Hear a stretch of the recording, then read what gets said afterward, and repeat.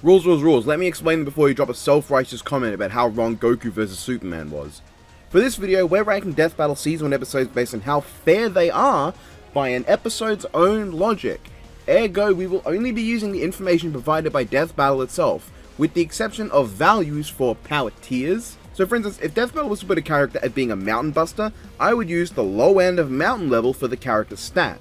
And by that, I'm just going to be using Versus Battle Wiki's attack potency guide because I'm fucking lazy, and most people use that anyway, so fuck it. I will not be using any future or outside calculations for any feats that may have them. Except, there are two here that just because it's Season 1, have gotten them calculated. But calculators often vary in values due to multiple depending factors, and deciding on an objectively most accurate one is not something I care to do for the most part. But this is Season 1, so just like the actual series, we're going to be a bit bendy with the rules. We're also going to be assuming that every character's minimum point is human level. If a character is not given any feats or stats, they are human level. I will not be putting anyone below that tier. However, if they are being given feats or stats, then obviously they're going to be above human level. Being this is Season 1 though, if they say something in the conclusion about, oh, a character is definitely stronger without the analysis of support, I'll probably just go with that because the writing wasn't as good and it just helps clear things up. Also, this is not a video designed to make fun of or criticize Death Battle, it's just a stupid project I'm doing for my own entertainment, okay? I don't need people going, wow, Death Battle really put X character at Y level? Wow, what a bad show. This is Season 1. Have a little slack. Let's just get going.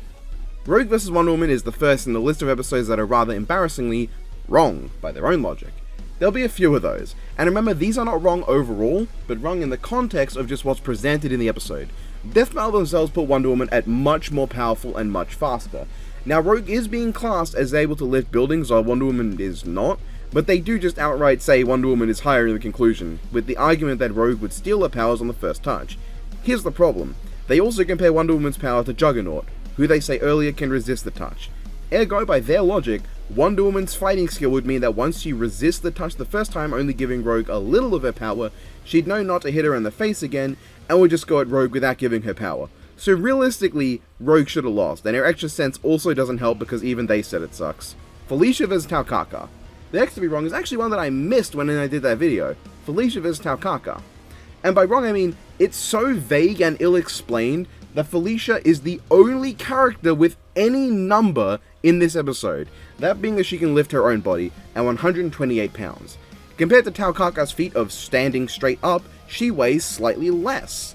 And while Taukaka is given razor blade sharpness claws, Felicia is given claws that can tear through fucking armor. A razor blade is not tearing its way through armor. Taukaka's only advantage is a slight speed advantage they gave her, which is very vague and means essentially nothing. So essentially Felicia is stronger and has much sharper claws, and Taukaka is a little bit faster. With just that information, I'd probably give the win to Felicia, especially with Taukaka also being a complete and utter moron. Mario vs. Sonic. I've had people argue to me that I was wrong in my reasoning for this being an episode that by its own logic is incorrect, but sorry, I still think by its own logic this was incorrect. Now I'm not saying that Mario does actually beat Sonic, that's not the argument I'm making if you pay attention. Death Battle in this episode say that Mario and Sonic's power-ups cancel each other out, reducing the entire matchup to nothing but their base physical stats. Mario is strong enough to crush a castle, and Sonic is able to move at Mark 1. Now, while Sonic is given this speed, which is weird because Shadow in the last episode was Hypersonic, moving at his strangely only 35-pound weight, he would only be outputting 933 kilojoules of energy. That is not the same amount required to crush a castle. You might be thinking, well, why would Mario's attack potency scale to his durability? Well, if you want to argue that, why don't you try arguing against one of the most fundamental rules of physics? Every action has an equal and opposite reaction. To output that much energy, Mario would need to be able to take it back. Now, I've heard people argue, well, just because I stab someone with a knife doesn't mean I can survive being stabbed, which is true, but also wrong, because the difference is a matter of surface area. A knife can harm you because the energy being put into that stab is focused onto a very fine point. While you and the person you're stabbing can survive that much energy being spread across your entire body, you cannot take that force pinpointed into a very small area. So even if Sonic put all of those 933 kilojoules into the surface area of just his fist punching Mario, Mario's overall durability is so high he would tank what Sonic is dishing out. Why? Because a castle is like the size of a city or like a fort or just massive. Yeah, it's not very big on screen, but it is huge inside. Sonic is not winning. If you think he wins using nothing but what Death Battle has said just because he's faster, Go lock yourself in a room to have a deathmatch against a housefly and tell me if the housefly is going to beat you. Chun-Li vs Mai Shiranui. Another case of an episode that by its own logic is wrong. Mai Shiranui's stats are nothing. Chun-Li can stop a car with her attacks and throws couches around. I don't think I need to explain to you that a normal person can't do that. And there's nothing in Mai's analysis to suggest that she has any way to get past Chun-Li blowing her to bits. Eggman vs Wily.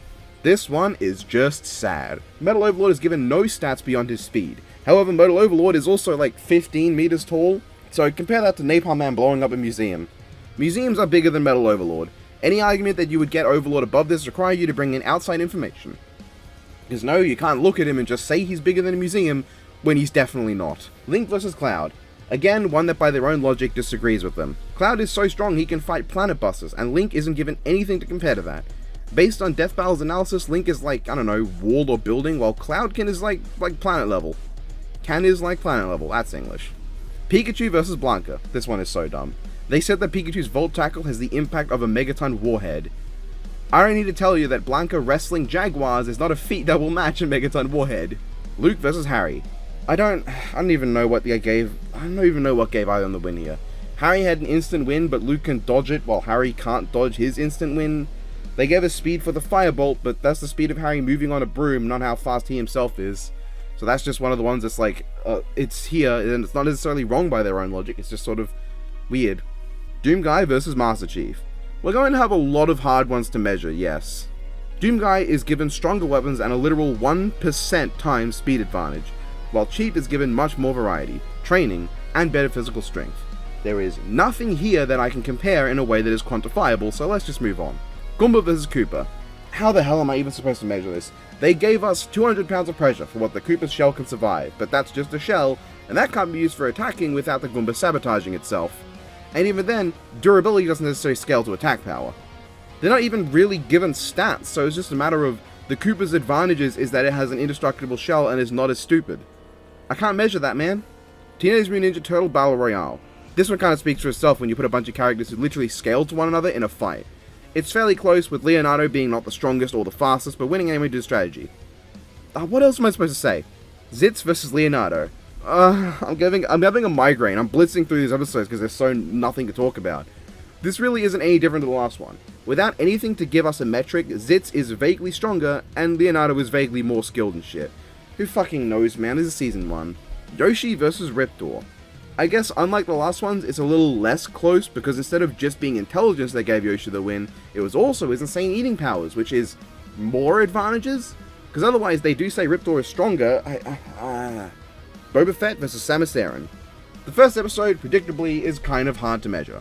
They say Samus leaves planets exploded, but I don't feel confident in saying that makes Samus planet level by their logic. Instead, Boba Fett is put at can survive an explosion level, and Samus is being put at big explosion level. I don't know what levels explosion and big explosion are, but one is big and the other isn't.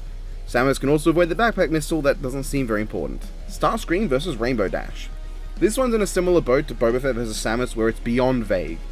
The best you can say is this: Rainbow Dash is put at Mark 10, while Starscream is put at Mark 2.8, making Rainbow Dash 3.6 times faster. Starscream's best attack potency would go to giving him Sidewinder missiles, which let's say don't make a boom as big as this. So Rainbow Dash is vaguely stronger and about 3 times faster. Kratos vs Spawn. This one is kind of interesting. Spawn is only given brick breaking and bullet dodging, while Kratos is given Titan level durability and running on wall speed. However, the reason it's here and not higher up in terms of closeness is them just saying that Kratos is only one way to kill Spawn, which gives Spawn a huge advantage. While Spawn has just an endless energy to draw from with Kratos and is faster, he just pound him to death. But thankfully, now, with less than 10 episodes left to go, we can finally start talking about some actual numbers. Number 8. Haggar vs Zangief. This one's kinda dumb, but fuck it. Haggar can fuck around with a 500-pound shark, and Zangief with a 1500-pound bear. It does not take a genius to figure out that Zangief is 3 times stronger using this metric, along with having the ultimate advantage, the lack of a political agenda. Please ignore him dancing with the president of Russia. That's aged. Number 7. Batman vs Spider-Man. Very simple one. Batman can bench 0.5 tons and Spider-Man can bench 10 tons. Even if you say these aren't directly translatable to attack potency, it does mean that their measurements make Spider-Man 20 times stronger than Batman, and very much so faster too. Number 6. Zelda vs Peach. Thankfully Death Battle did all the work for me. Peach's Mega Strike outputs 165,000 newtons, and 1,000 newtons could kill a person. And this is used to compare to Zelda for some reason, so I guess she's just as durable as a normal person. So Peach is 165 times stronger with her Mega Strike. But also, Newton meters are directly convertible into joules as a 1-to-1 ratio, and athletic human level caps at 300 joules. So you could also argue that instead Peach is 500 times stronger than Zelda, based on this episode's logic. Number 5. Bomberman vs Dig Dug. This one is just funny. Dig Dug is put at destroying island level. Now, as fitting the rules here, that puts him at island level. Ignore that he definitely doesn't destroy them outright, just entertain me for a bit. Let's say the low end of regular island level, around 4.3 gigatons of TNT, is Dig Dug's tier. Bomberman is said to blow up acres. Thanks to a lovely little person known as Phantom Falcon, you can consider that a handy little way to show how much I care about you, I got this calced, and blowing up 1 acre is equivalent to 0.733 tons of TNT. Now let's be generous, they did say acres, as in multiple. Maybe Bomberman can blow up 2 acres. That will be more than 1. Ergo, let's just double the result. That's probably not how it works, but fuck you. So let's just say that Bomberman is around 1.466 tons of TNT, compared to Dig Dug's 4.3 billion tons of TNT. That makes the gap, oh my god, 2,434,881,087.2 times. I'm not going to do another take, stuff it, this is stupid. That's probably not even close to accurate, but fuck me is it funny. Number 4. Goku vs Superman. This one is probably the easiest we'll ever get. They directly compare, with no uncertain terms in this single image, how much stronger Superman is. He lifts 6.6 quintillion tons, while Goku only lifts 160,000, a 41 quadrillion times difference. And if you're curious, the difference they gave in durability was 2,881,844 times, and the speed gap is nearly 4 times. Pretty self-explanatory, let's not waste much time. Number 3, and on to our final 3. The bronze medal goes to Akuma vs Shang. This is the funniest one here maybe. Shang is given absolutely nothing. I mean nothing. They give him no stats, so I'm going to say he's human level, because that's the default and anything higher would require evidence. Akuma is put at island level.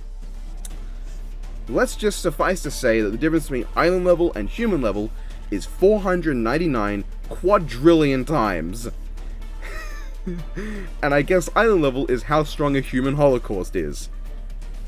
There's too many jokes I could make about that, I'm too tired. Number 2, the silver medal, Vegeta vs Shadow. This one requires some actual work. Death Battle did us fine with Vegeta. He has hypersonic speed, which is a minimum of Mach 5, and his final flash can destroy planets, which at its lowest end will be 59.44 zetatons of TNT. Shadow, however, well, we have hypersonic speed in base and near light speed in Super, as well as being completely indestructible in Super. However, as far as power output, we don't have anything, but we can determine his durability, surviving as they directly set a fall at 6 million feet per second with a weight of 77 pounds. Shadow would have been carrying 13.9 kilotons of TNT worth of energy when it hit the ground using their numbers. Compared to Vegeta, this gives Vegeta a 42 octillion times power advantage over base Shadow's durability. And with Super Shadow not really given any major attack potency stuff to measure, the best we can say is let's just multiply his power by 1000%, as is the supersonic multiplier. But then we run into the issue of Vegeta having his own 500% multipliers. If we apply to their numbers, 2 500% multipliers to Vegeta and 1 1000% multiplier to Super Shadow, we change the difference to 106 octillion times. To be fair to Shadow though, if near light speeds meant as little as say 80% the speed of light, he'd be over 139,000 times faster. So while Vegeta is much stronger, he is definitely faster. Shadow is. In Super. For a couple minutes. Yeah. And number 1, the gold medal, the least fair episode in this season, according to their logic, Thor vs Raiden. This one is just sad. Thor is given the ability to survive planet-level explosions, create continent-spanning earthquakes, and fly out of a black hole. Ergo, that can put him at vaguely planet-level and FTL. Raiden is given literally nothing. The best we can say is that he can smash concrete and moves as formless lightning. concrete has a pulverization value of 40 joules per cubic centimeter. Let's just do a calc to be nice to Raiden, and let's say he can pound 1 billion cubic centimeters of concrete, even though that's not at all what they're showing here. I'm bullshitting this to be fair, little guy. That will put Raiden at an impressive 9.5 tons of TNT. So Thor is only about 261 duodecillion times more powerful using Death Battle's placement for him. Not to mention quite a bit faster. Yeah, and I was being very generous with Raiden. I could have just easily dumped him at human level, but they did give him a feat, and I thought let's just really wank that feat they gave him. Yeah, no, Thor is just 261 duodecillion, that's ridiculous. And that was that. Season 1 of Death Battle ranked in order of how big of a stomp they are, using nothing but Death Battle's own internal logic. This was an odd one, given how much was just presented poorly, lacking in anything usable, or just strangely obtuse. Next time we'll be doing probably Season 9, because it's more relevant, and there's no way I'm completing Season 2 before the year's over, so I'll see you with the closeness videos then. Yeah, I'm doing one of these for every season. Fun.